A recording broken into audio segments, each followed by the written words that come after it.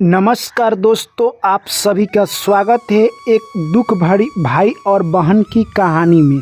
जी हाँ दोस्तों, ये कहानी हमें यही बताएगी कि इंसान को कभी भी भगवान पर विश्वास रखना चाहिए, क्योंकि जो व्यक्ति भगवान पर विश्वास रखता है भगवान उसके साथ सही ही करते हैं।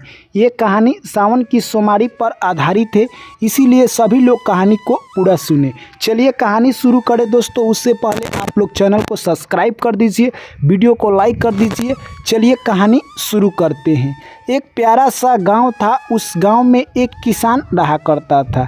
किसान अपने पत्नी से बहुत प्यार करता था। किसान के घर दो बच्चे थे, एक लड़का और एक लड़की। लड़का और लड़की दोनों अभी छोटे थे, यानी लड़की का उम्र 3 बरस और लड़का का उम्र 1 बरस था। किसान अपने कामों में मस्त रहता और अपनी ज़िंदगी में वो व्यस्त रहता।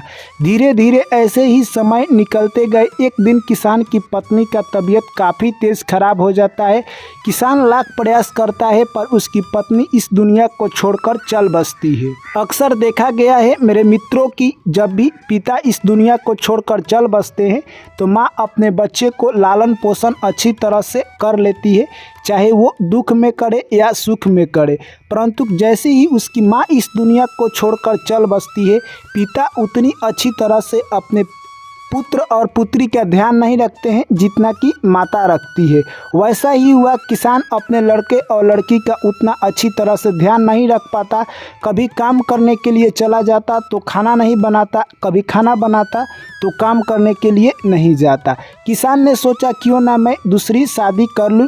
किसान ने दूसरी शादी कर ली और उसकी जो नई पत्नी आई, अब वो बच्चों से उतना दिल नहीं लगाती, क्योंकि वो बोलती कि ये मेरे सौतेले बच्चे हैं, मैं इनको अपने दिल से नहीं लगाऊंगी।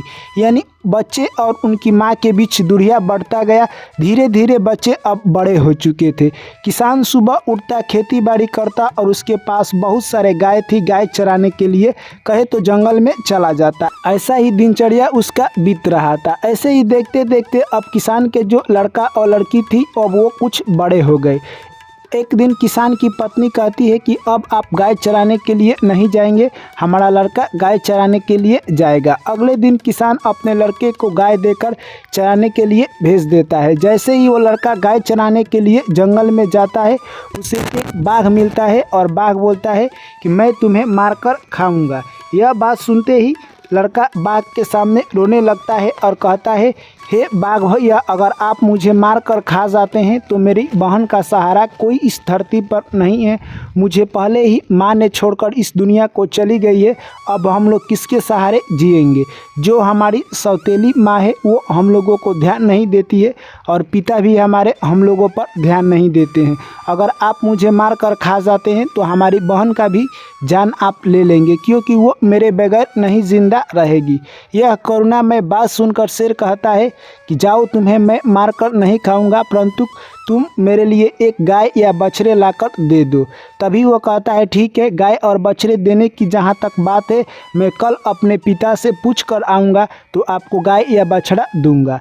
अगले दिन वो लड़का अपने पिता से जैसे ही पूछने के लिए जाता है, उसके पिता 2 तबड़ाक मारते हैं और कहते हैं तुम घर जाओ। फिर लड़का कोशिश करता है और कहता है कि मुझे कल एक जंगल में शेर ने घेर लिया था और मेरी जान लेने के लिए वो कह रहा था, अगर अपनी जान नहीं देना चाहते हो तो गाय के बछड़े को एक दे दो। तभी किसान कहता है कि गाय के बछड़े हमारे लिए बहुत ही महत्वपूर्ण है, तुम अपना जान दे दो, क्योंकि लड़के हमारे पास और आ सकते हैं और गाय के बछड़े चले जाएंगे तो उसी से हमारा जीविका चलता है, दूध बेचाता है, तभी हम लोग जिंदा रहते हैं, इसलिए तुम अपना जान दे दो। यह सब बात उसकी बहन सुन रही थी। उसकी बहन कहती है कि तुम ऐसा मत करना, गाय के बछड़े को ही दे देना, क्योंकि गाय रहेगी तो बछड़े और सारे आ जाएंगे।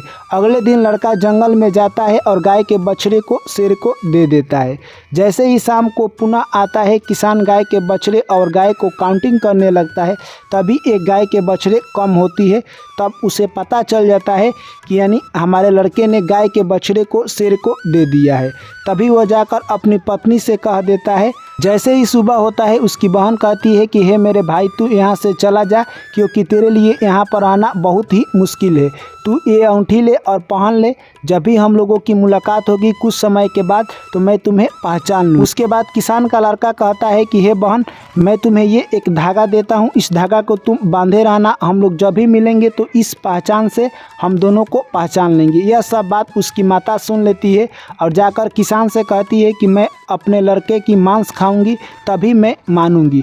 किसान कहता है कि इसमें बड़ी बात क्या है, और अपने लड़के को जाता है और मार देता है और मारकर मांस बनाकर अपनी पत्नी को दे देता है। उसकी पत्नी जैसे ही खाने वाली थी बोलती है कि इसका बहन इसे बहुत चाहती थी, उसको भी एक थाली लगा दो और उसको दे दो।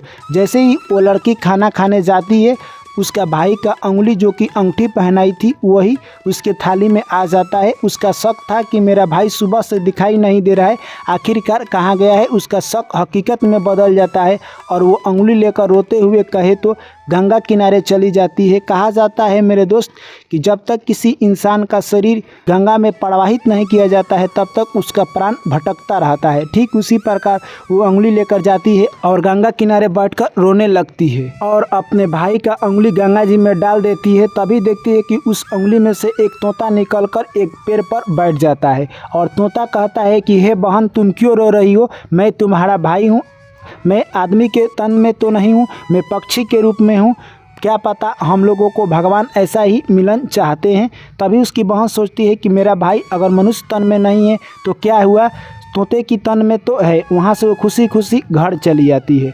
दोस्तों, अब यानी कहे तो उन लोगों के बीच आना जाना और दोनों भाई बहन आपस में मिलते रहते। ऐसे ही देखते देखते समय निकलता गया और कहे तो रक्षाबंधन के दिन आने वाला था। तोता सोचता है कि मैं अपनी बहन को क्या दूंगा, इसके लिए वो तैयारी में लग जाता है। एक दिन लोहार के घर जाता है और अपनी पूरी कहानी सुनाता है। लोहार उसकी पूरी कहानी सुनकर उस पर दया आ जाता है और लोहार कहता है बोलो मैं तुम्हारे लिए क्या बनाऊं। लोहार से तोता कहता है कि आप मेरे लिए एक खंजर बना दीजिए और खंजर बना देता है लोहार। वो तोता लेकर अपने आकर घोंसला में रख देता है।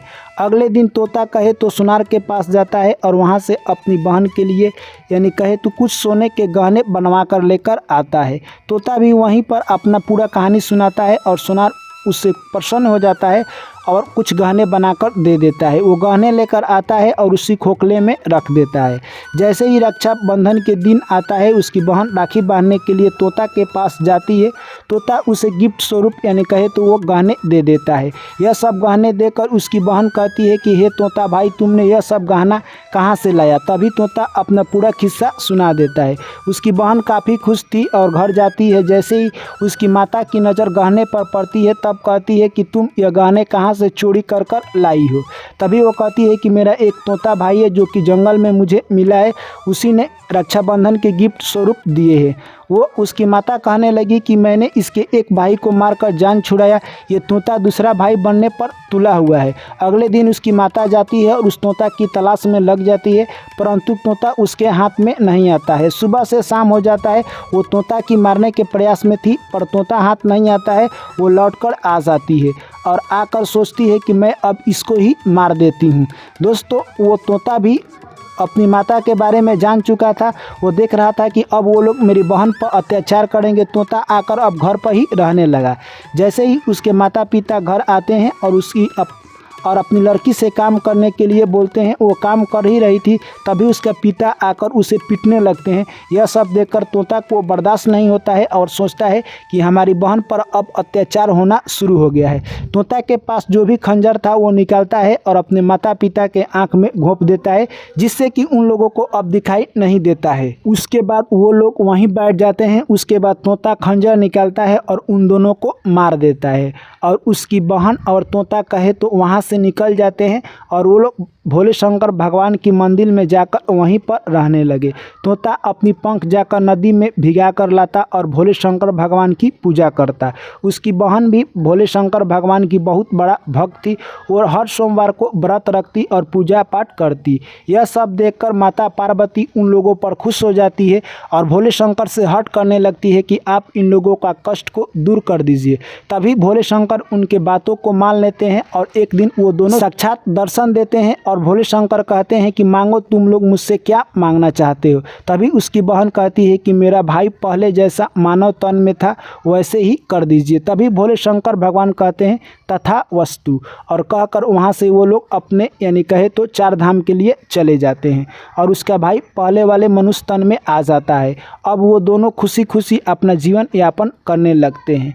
तो दोस्तों ये कहानी हमें यही संदेश देकर जाती है कि कभी भी किसी इंसान के साथ इंसानियत वाला व्यवहार करना चाहिए, कभी भी हमें इंसान के साथ जानवर वाला व्यवहार नहीं करना चाहिए। यहाँ तक कि हमें जानवर के साथ भी इंसानियत का व्यवहार करना चाहिए, क्योंकि वो अनबोलता जानवर है, पर उनके माता पिता ने मनुष्य के साथ जानवर वाला बिहेव किया, जिसका अंजाम वो लोग भोग चुके हैं। चलिए कहानी कैसी लगी कमेंट कर कर बताएं और वीडियो को लाइक करें, दोस्तों के साथ शेयर करें और चैनल को सब्सक्राइब करें। पुनः आप लोगों से मुलाकात होगी एक अगली कहानी में, तब तक आप लोग मुझे दीजिए इजाज़त। Thank you, take care, bye bye, जय श्री कृष्ण, राधे राधे, हर हर महादेव।